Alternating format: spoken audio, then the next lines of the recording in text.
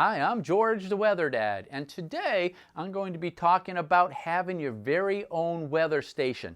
And when you think about having a weather station, this is pretty much what comes to mind, right? You have a weather vane showing us wind direction. You have an anemometer. When it spins, gives us wind speed. Now, from a curb, it doesn't look all that appealing on your roof. But technology has really improved to where you can get one of these. This is a Tempest weather station. Now, I'm not trying to sell you one. This is not a commercial. I'm just letting you know what I have, and it really works for me. It's only about 18 inches in length.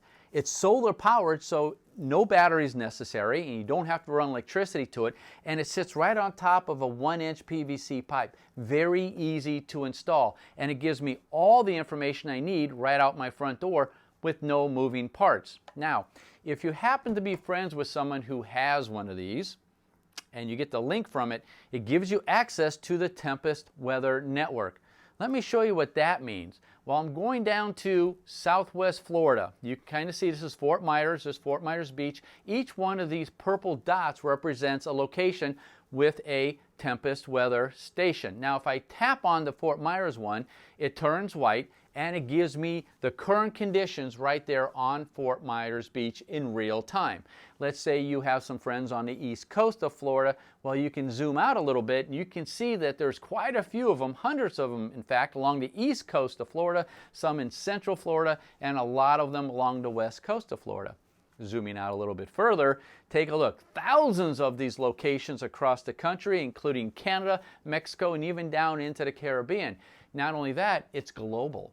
If you know anyone in England or Poland or Russia or France and you want to know what's going on over there, well, all you have to zoom back in, tap on it, and you'll have the current conditions at that location.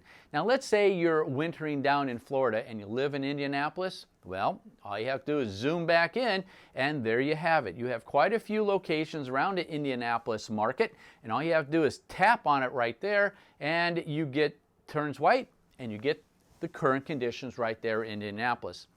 Now, there's a practical aspect of having access to this network. Let's say you're heading north out of Florida, back home, let's say to Dayton, Ohio, or Toledo, and you're in Atlanta, about 7.5 hours away from Cincinnati, and you access the network, and the temperature in Cincinnati is 31 degrees, and there's some precipitation falling. You know what that means.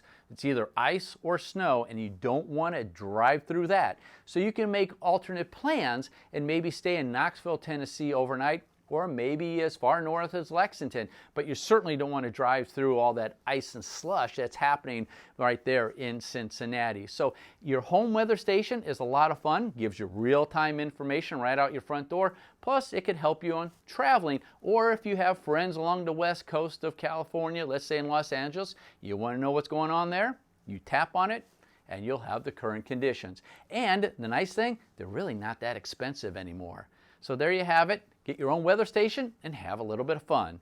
I'm George, the Weather Dad.